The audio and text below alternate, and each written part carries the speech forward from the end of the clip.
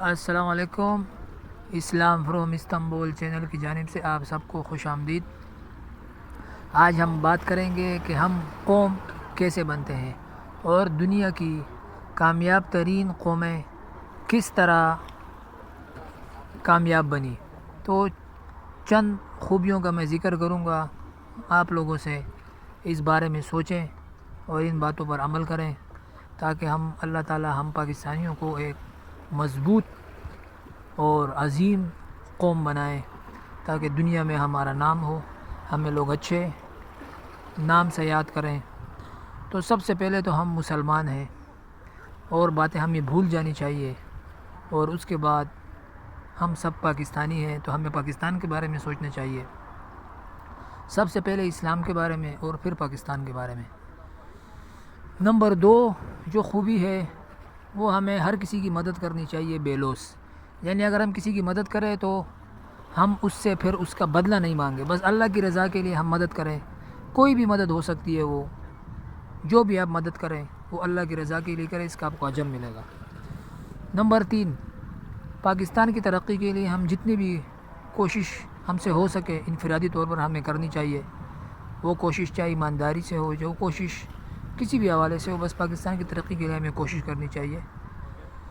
Number 4 ہمیں نسلی امتیاز سے نکلنا ہوگا، یعنی ہمیں یہ نہیں کرنا ہوگا کہ میں پنجابی ہوں، میں سندھی ہوں، میں بلوچی ہوں، میں پٹھان ہوں، بس ہم سب پاکستانی ہیں، ہمیں پاکستانی بولنا چاہیے۔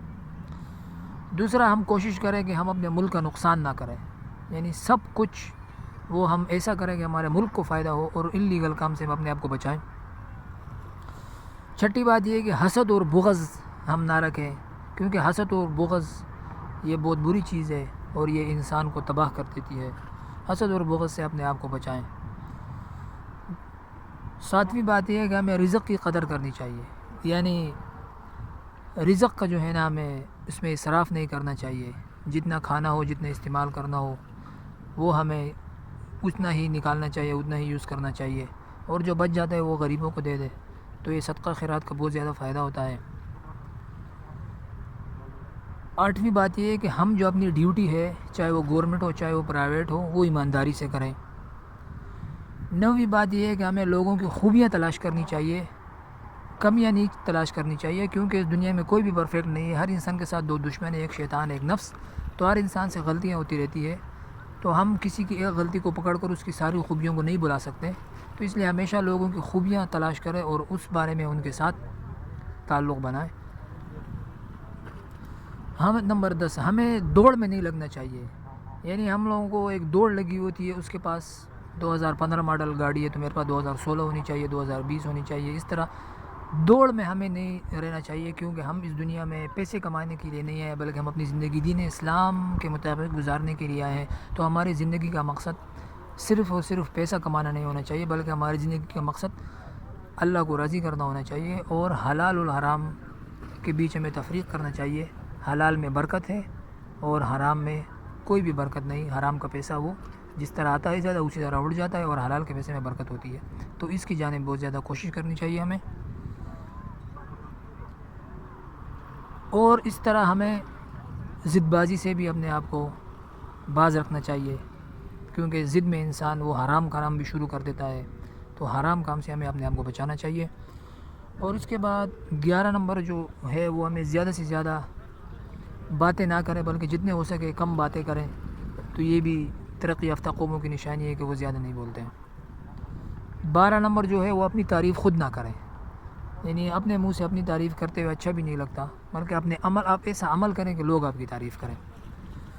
13 نمبر یہ ہے کہ پلاننگ کریں، یعنی جذبات میں فیصلہ نہ کریں۔ جو انسان جذبات میں فیصلہ کرتا ہے اس کی مثال ایسی ہے جیسے پانی ابلتا ہے اور اس میں بلبلے نظر آتے ہیں، تو جذبات میں فیصلہ کرنا وہی بلبلے جو چند ٹائم ہوتے ہیں مگر اس کے بعد وہ ختم ہو جاتے ہیں، تو کبھی بھی جذبات میں فیصلہ نہ کریں، ہمیشہ پلاننگ پر فیصلہ کریں۔ اور دنیا کی جتنی بھی ترقی یافتہ قوم ہے وہ 100 سال کی پلاننگ بناتی ہے، اس پہ عمل کرتی ہے، تو وہ آج کامیاب بھی ہے، تو پلاننگ بنائیں اور اس کے موافق عمل کریں۔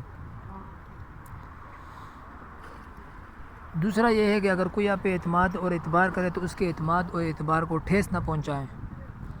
اور 15 نمبر بات یہ ہے، آخری بات، کہ کسی کو دھوکہ نہ دے، کیونکہ یہ اسلام میں بھی اس چیز سے منع کیا گیا ہے، اور بہت سخت ممانعت ہے اسلام میں اس کی. تو یہ 15 باتیں اگر ہم اس 15 باتوں پر عمل کریں گے تو انشاءاللہ اللہ ہم پاکستانی قوم کو ایک بہت ہی مضبوط قوم بنائے گا. اور یہ سب کمیاں ہم میں ہیں. میں بہت ملکوں میں گھوم چکا ہوں مگر میرا تجربہ یہی ہے کہ ہم پاکستانی ایک قوم نہیں ہیں. ہم لوگ بس انفرادی طور پر گھومتے رہتے ہیں, انفرادی طور پر ہم لوگ محنت کرتے ہیں. بس اگر کوئی ہمارا بھائی ترقی کرتے تو ہم اس کی ٹھانگیں کھینچتے ہیں. تو اس لیے دنیا میں ہم بہت پیچھے ہیں.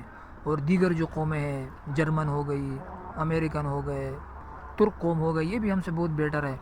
اس طرح رشیا جاؤ, جتنی بھی قومیں وہ سب آگئے. کیوں؟ ان میں اتحاد اتفاق ہے اور ہم لوگوں میں یہ نہیں ہے. ہمیں اپنے بھائیوں کی ٹانگیں نہیں کھینچنی چاہیے اور اپنے بھائیوں کی مدد کرنی چاہیے, کیونکہ ہمارا بھائی اچھا ہوگا تو وہ ہماری بھی مدد کرے گا اور اس سے اللہ بھی خوش ہوتا ہے اور دین اسلام میں اس کا بہت اجر ملتا ہے. اور حضور پاک صلی اللہ علیہ وسلم کی ایک حدیث ہے تو اس میں حضور پاک صلی اللہ علیہ وسلم فرماتے ہیں کہ اگر کوئی مسلمان دوسرے مسلمان کی مدد کرتا ہے تو حضور پاک صلی اللہ علیہ وسلم نے فرمایا ہے کہ یہ عمل مجھے اس سے زیادہ محبوب ہے کہ میں 30 دن مسجد نبوی میں اعتکاف کروں. یعنی 30 دن پیغمبر کے اعتکاف وہ مسجد میں, اس کا کتنا ثواب ہے. اور حضور پاک صلی اللہ علیہ وسلم نے کہا کہ ایک مسلمان اگر دوسرے مسلمان کی مدد کرتا ہے تو اس کا ثواب اس سے زیادہ ہے. تو ہمیشہ اپنے بھائیوں کی مدد کرے. اللہ ہم کو ان باتوں پر عمل کی توفیق عطا فرمائے. وما علینا الا البلاغ المبین.